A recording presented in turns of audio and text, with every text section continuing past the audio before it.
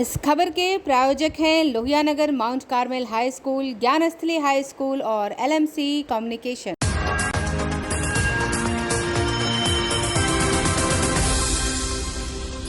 नमस्कार, मैं अक्षता और आप देख रहे हैं आंखें न्यूज़ 24। रात 8 बजे के समाचार में आप सभी का स्वागत है।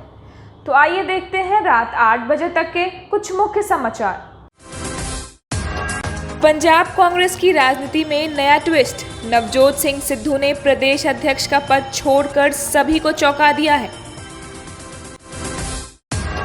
किसानों के कल्याण के लिए अपनी प्रतिबद्धता के तहत मंगलवार को देश के आधुनिक सोच वाले किसानों के लिए एक बड़ा फैसला किया। केंद्र प्रशासित देश जम्मू कश्मीर में लगातार केंद्र मंत्रियों का दौरा जारी है।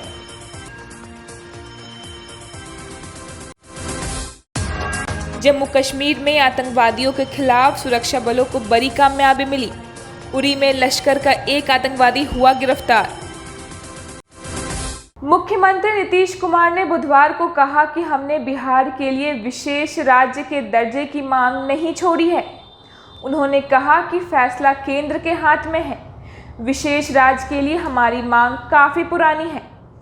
तेजस्वी यादव की चिट्ठी से जुड़े सवाल पर उन्होंने कहा कि चिट्ठी हमको मिलती ही कहाँ है, मीडिया के जरिए ही मुझे इसकी जानकारी मिलती है। ये बैठक कब बुलाएंगे? आपको बता देते हैं हाथ जोड़ करके, आप जब लेटर लिखिएगा हमको तभी हम पढ़ते हैं। अब ऐसे ही भेज दीजिएगा तो उसको क्या मीडिया में आ ही जाता है तो देख ही लेते हैं। सब काम करेंगे, सब काम करेंगे। वो हम दिल्ली में बोल चुके हैं, उसके लिए हम लोग बैठेंगे। हम लोग सब मिलकर के गए हैं और वहाँ से ऐसा हो गया, चला गया सुप्रीम कोर्ट में ये बात। तो उसके बाद हम लोगों ने कहा कि हम लोग आपस में बैठेंगे, राज्य के लिए कुछ करना है उसके बारे में जो कुछ सभी पार्टियों की मीटिंग करेंगे और आपस में बातचीत करके निर्णय वो किया जाएगा। सबको अलग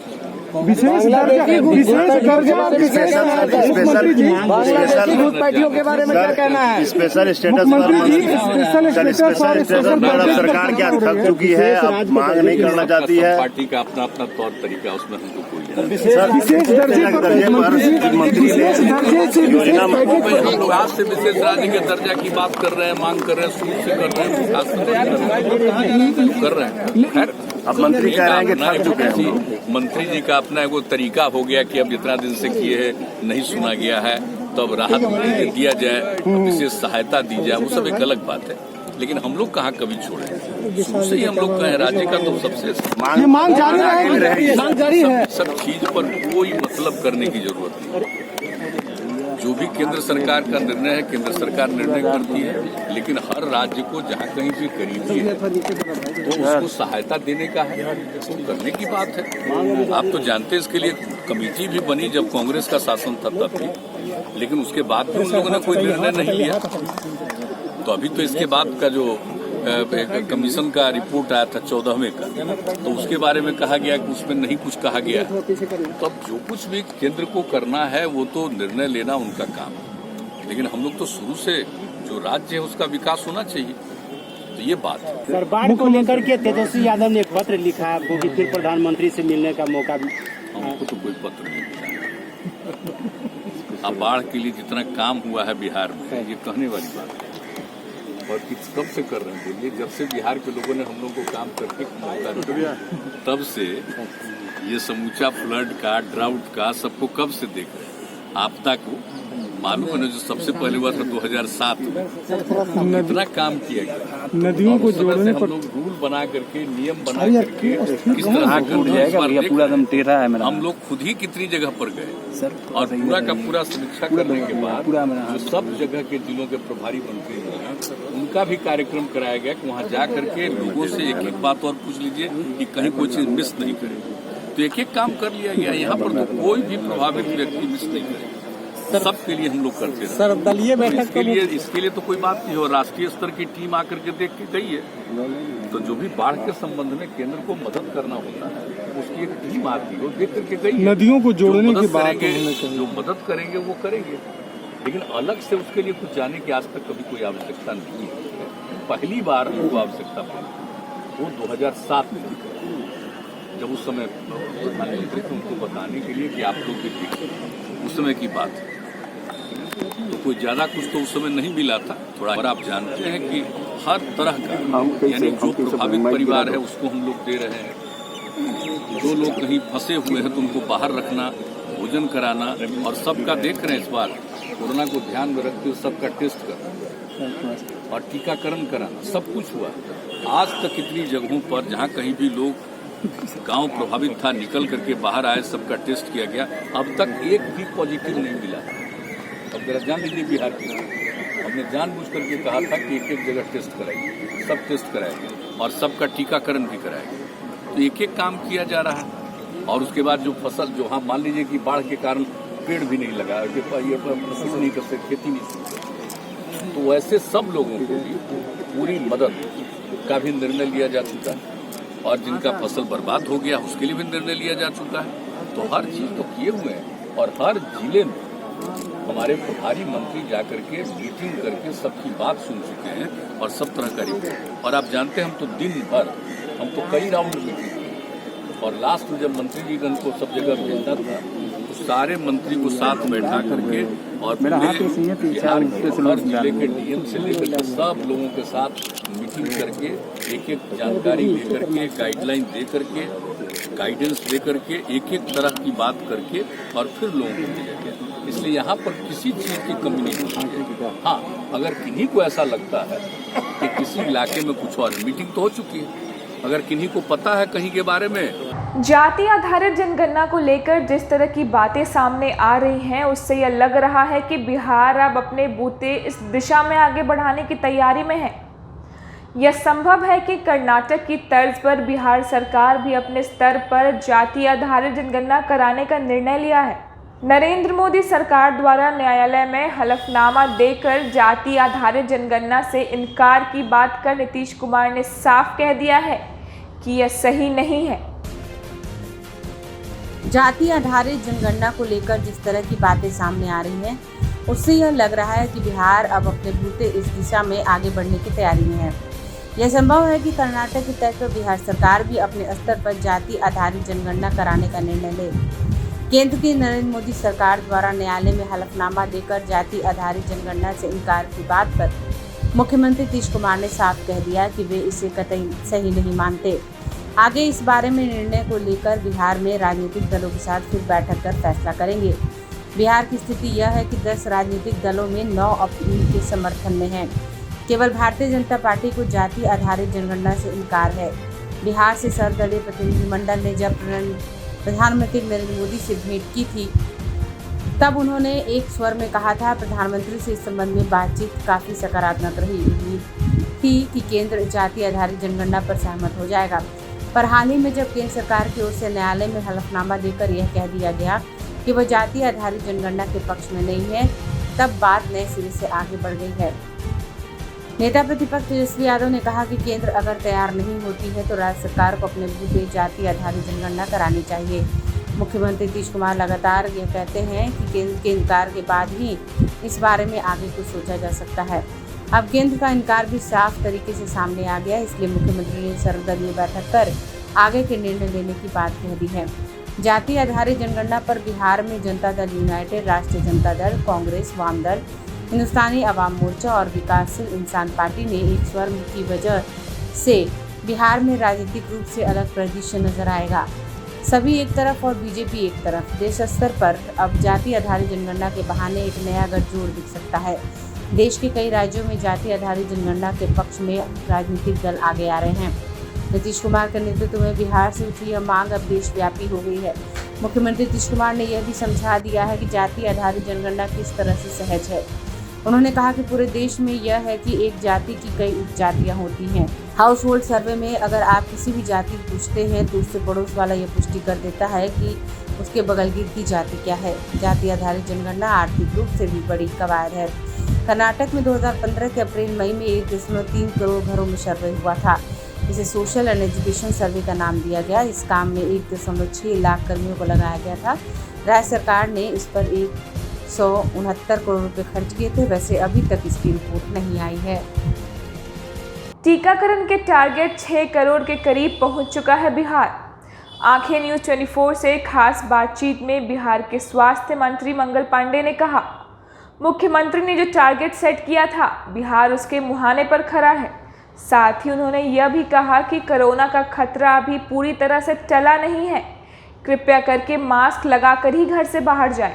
6 करोड़ का वैक्सीनेशन का टारगेट था तो 5 करोड़ लगभग बिहार ने पूरा कर लिया है। आपने भी बधाई दी थी नीतीश कुमार जी को, थोड़ा कहेंगे? नहीं, 5 करोड़ नहीं पूरा किया, 5 करोड़ 40 लाख लगभग पूरा कर लिया है और अगले 10 दिनों के अंदर 6 करोड़ पूरा कर लेंगे। और जो हम लोगों ने 6 महीना का समय सोचा था 31 दिसंबर तक, ये आंकड़ा शायद 9 करोड़ तक चला जाएगा। तो बहुत तेज़ी के साथ टीकाकरण का कार्य चल रहा है और ये इसलिए हो पा रहा है कि जहां स्वास्थ्य विभाग बहुत प्रयासपूर्वक कार्य कर रहा है, वहीं आम लोगों का पूरा सहयोग मिल रहा है। ये सब जन अभियान होता है, बिना जनता के सहयोग के ऐसे अभियान को सफलता नहीं मिलती है। और आज जनता जागरूक है, जनता टीका लेना चाहती है, इसलिए हम भी सफल हो रहे हैं। सर, एक सवाल है कि लोग बहुत ज़्यादा रिलैक्स हो गए हैं ये इस गाइडलाइंस को लेकर, जैसा कि मास्क जो है वो पहनकर भीड़ भाड़ में नहीं जा रहे हैं। क्या आप स्वास्थ्य मंत्री हैं बिहार के, क्या अपील करेंगे? बराबर अपील करते रहें कि कोरोना प्रोटोकॉल का पालन करना चाहिए सबको। और कोरोना समाप्त नहीं हुआ है, कोरोना को एक हद तक हम लोग नियंत्रित करने में सफल हुए हैं, लेकिन कोरोना आज भी है।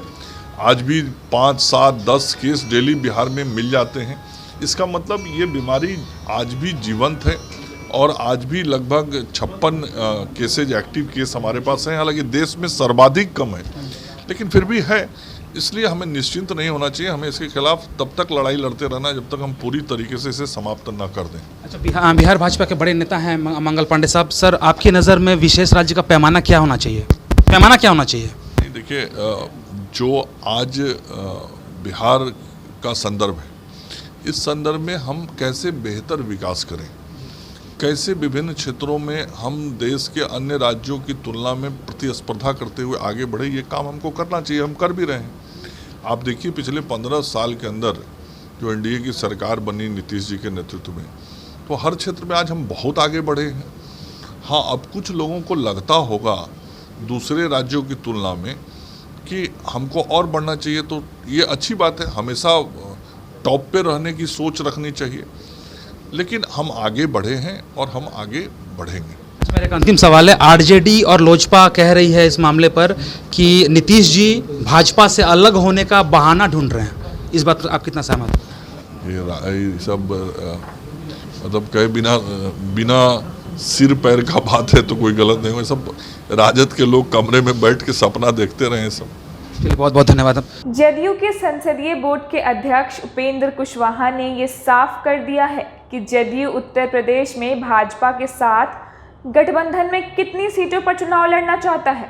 इसका खुलासा करते हुए उपेंद्र कुशवाहा ने कहा कि हमारी पार्टी को राष्ट्रीय पार्टी का दर्जा मिले, इसके लिए लगातार प्रयास जारी है और ऐसे में उत्तर प्रदेश में 13 उम्मीदवार चुनाव जीते, यह जदयू की कोशिश होगी। जेडीयू के संसदीय बोर्ड के अध्यक्ष उपेंद्र कुशवाहा ने साफ कर दिया कि जेडीयू उत्तर प्रदेश में भाजपा के साथ तालमेल पर बातचीत कर रहा है। जेडीयू उत्तर प्रदेश में भाजपा के साथ गठबंधन में कितनी सीटों पर चुनाव लड़ना चाहता है, इसका खुलासा करते हुए उपेंद्र कुशवाहा ने कहा कि हमारी पार्टी को राष्ट्रीय पार्टी का दर्जा मिले, इसके लिए लगातार प्रयास जारी है। ऐसे में उत्तर प्रदेश में 13 उम्मीदवार चुनाव जीते थे। जेडीयू की कोशिश होगी क्योंकि उत्तर प्रदेश में जेडीयू को राष्ट्रीय पार्टी की मान्यता मिले, इसके लिए 13 उम्मीदवार जीतने जरूरी है। ऐसे में जाहिर है कि इससे ज्यादा सीट पर ही जेडीयू दावेदारी की बात करेगा। कुशवाहा ने कहा कि गठबंधन पर बातचीत नहीं होती है तो जेडीयू अकेले ही चुनाव लड़ेगा।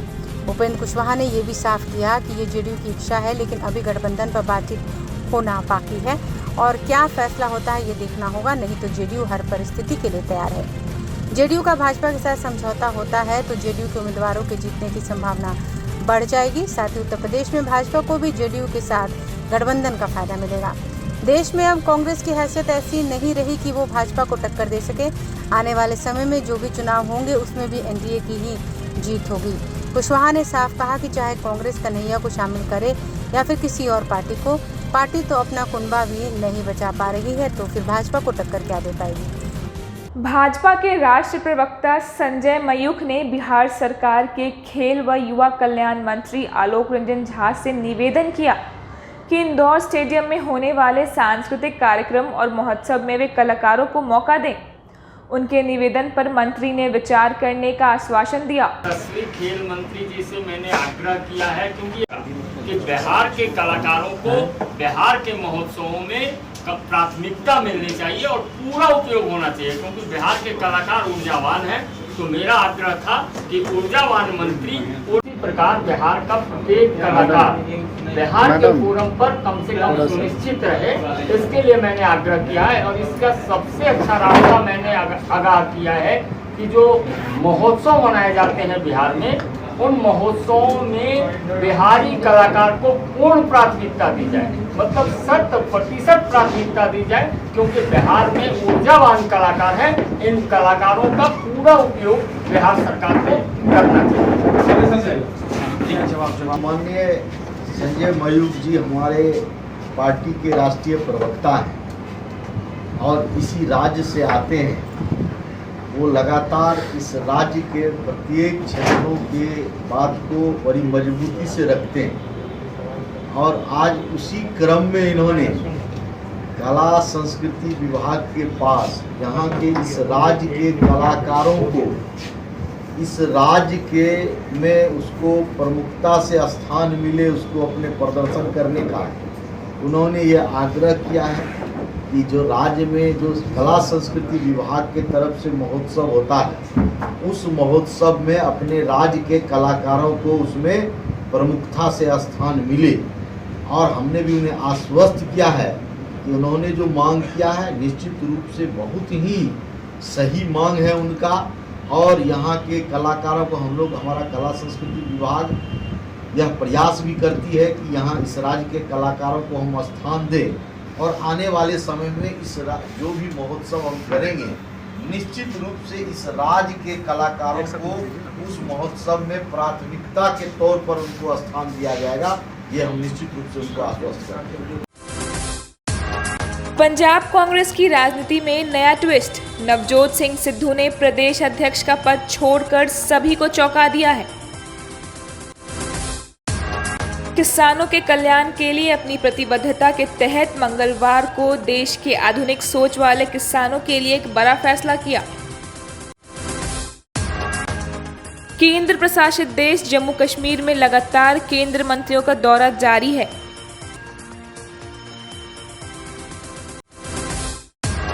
जम्मू कश्मीर में आतंकवादियों के खिलाफ सुरक्षा बलों को बड़ी कामयाबी मिली। उरी में लश्कर का एक आतंकवादी हुआ गिरफ्तार। दर्शकों, आज के लिए सिर्फ इतना ही। कल फिर मिलेंगे इसी वक्त रात के 8 बजे के समाचार के साथ। अगर आपने अभी तक हमारे चैनल को सब्सक्राइब नहीं किया है तो और खबरों के लिए हमारे चैनल को सब्सक्राइब करें और देखते रहें आंखें न्यूज़ 24, नज़र हर खबर पर। नोटिफिकेशन के लिए बेल आइकन दबाना ना भूलें।